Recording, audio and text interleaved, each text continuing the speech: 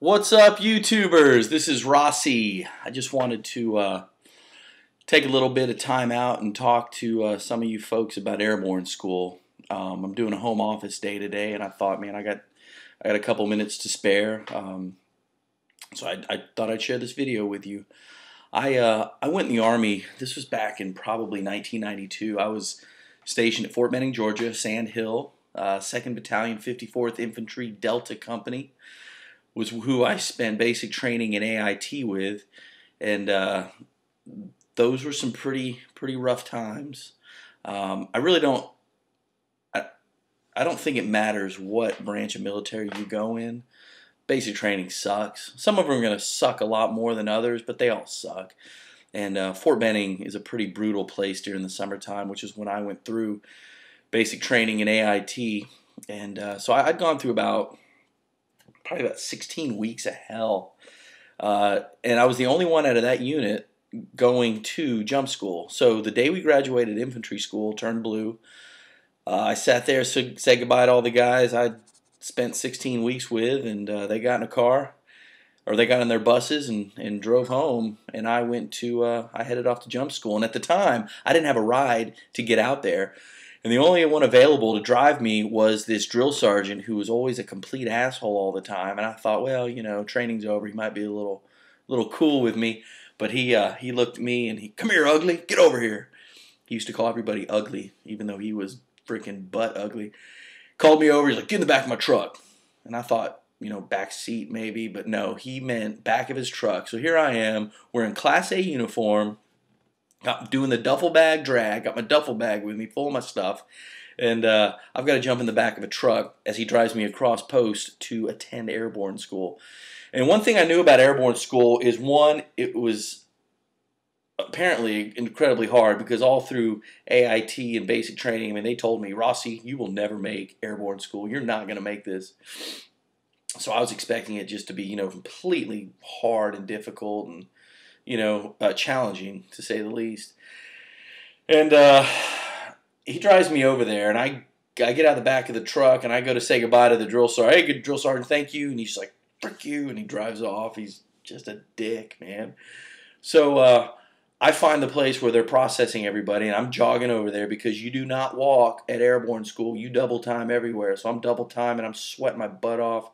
Got my duffel bag with me, and I'm signing in. And in line, there's a guy in front of me with his civvies, and he turns around and he's like, hey, man, so what have you heard about jump school? You know, and he kind of had longer hair. Not real long, but like you could tell, I don't know, he was so laid back in his demeanor. I was kind of taken back, because I'm still, you know, I'm locked up. You know, yes, sir, no, sir. Clear on that, drill sergeant. You know, I'm brainwashed at the time. So this guy's all talking lax with me, and I'm like, I don't know you, you know, but yeah, you know, this is Airborne School, paratroopers, blah, blah, blah. What post are you coming from? Oh, I came from like some school out in California. I'm like, a school? Like, what, college? Oh, yeah, I'm in the ROTC program. And I'm thinking, oh, hell, man, they got ROTC guys here training with us? And I thought that. I didn't say anything. I was like, oh, okay, well, great. Ends up, there's a lot of ROTC guys there. There's also women, and I think a lot of you know that women do serve in a paratrooper environment. But you got to remember, I hadn't seen a girl for 16 weeks.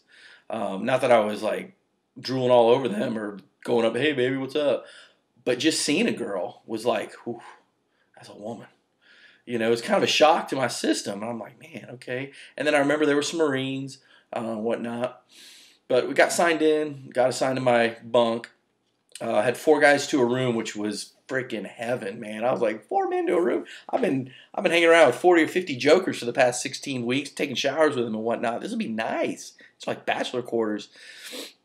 Just enjoyed myself. So the next morning, you know, I go to bed, wake up. Man, I'm up bright and early, ready for PT. We go down, and they kind of just brief us first of what we're going to experience. And one of the things they said that blew me away was, you know, training will begin like at 6:30 or 6. I can't remember the time. We'll do PT. We'll train all day till about 5. You'll have off the rest of the day. Weekends will be off. You're not expected to leave 10. And I said, we get weekends off? We're off every day at 5 o'clock? Are you kidding me? Hell yeah, this is great. So I was excited. I'm like, man, this is going to be a piece of cake. I'm used to 24/7, baby, you know. So then we start, you know, the morning run was probably about 3 miles. It was no big deal. I mean, there were a couple more infantry guys. We were in badass shape at this time. And I remember we did the big circle, the big run, and we came back to the finish line thinking, you know, okay, we might be done. Who knows? But we kept running past the finish line. And immediately, like 3 ROTC kids dropped out. They like fell out of the run. And you do not fall out of a run. If you fall out of a run, they'll kick you out. Which the runs weren't hard is the thing. They were not difficult runs. I was expecting we'd be at a sprint pace or something. They were a joke. So these 3 jokers, the minute they fall out, quick time march, you know, we're done with the run. It was a little, just to freak us out a little bit, see who can handle that stress of knowing that we're going to keep going and do this big route again, I guess. But they stopped after about 200 yards of the finish line just to freak some folks out, and sure enough, those guys couldn't handle it. They dropped out. So one of the things I'll talk about real quick is training with Marines. I could not be more impressed and more jealous of the United States Marines. I thought when I had my first few discussions with these Marines that I made a mistake joining the Army. And I say that with all due respect to the Army, but the Marine Corps is high speed, low drag. Their military bearing was so different than the Army. The way they spoke was so different than the Army. The way they held themselves was different than the Army. They are more elite than the Army, and I'll say that because I was there.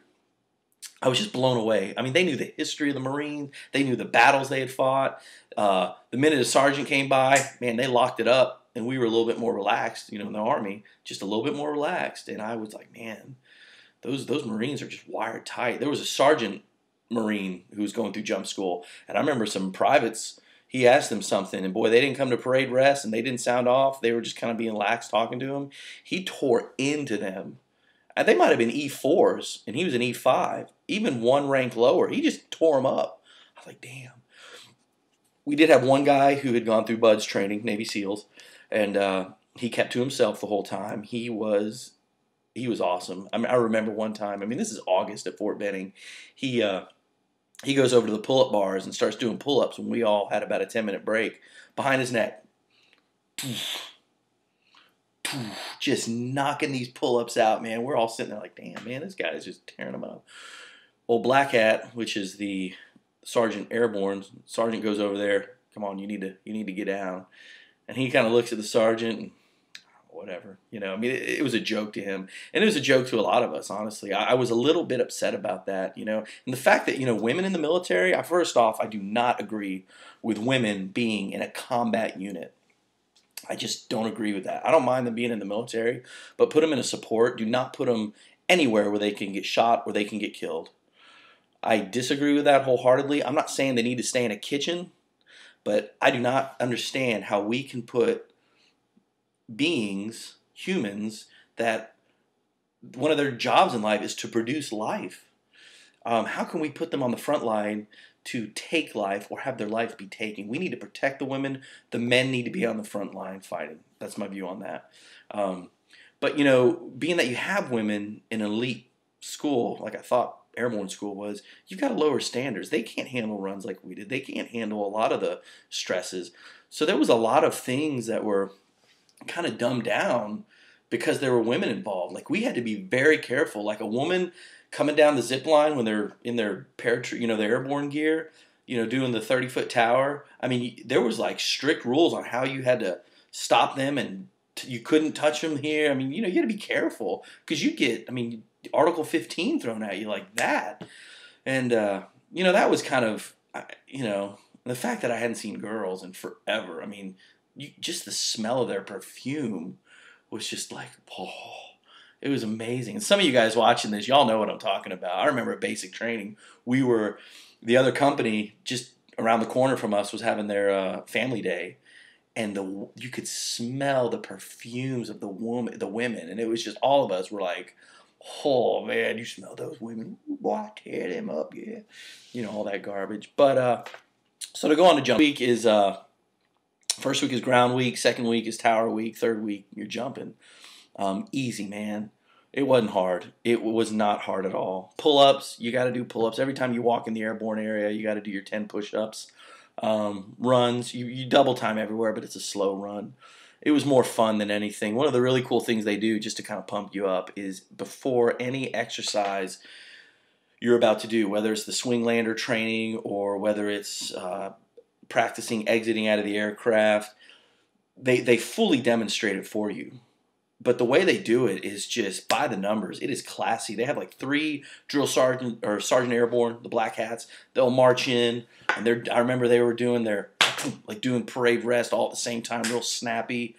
They had a guy who would just memorize this full script on, and now the swing lander trainer. When you are da-da-da, and they're all demonstrating it. And I thought it was kind of cool to watch that, you know. And then every once in a while they have an airborne guy jump down and show us. The jumps were fine. I mean, it was fun. You know, I remember that night after our jump, my first jump, I landed in a tree like a freaking idiot. But I was so jazzed that night. I remember I was trying to find a phone call to call home to let my parents know that I did my first jump. And I remember that was the moment I realized what phenomenal shape I was in, because I'm trying to find a phone and they're all taken. So I'm just jogging at a really quick pace.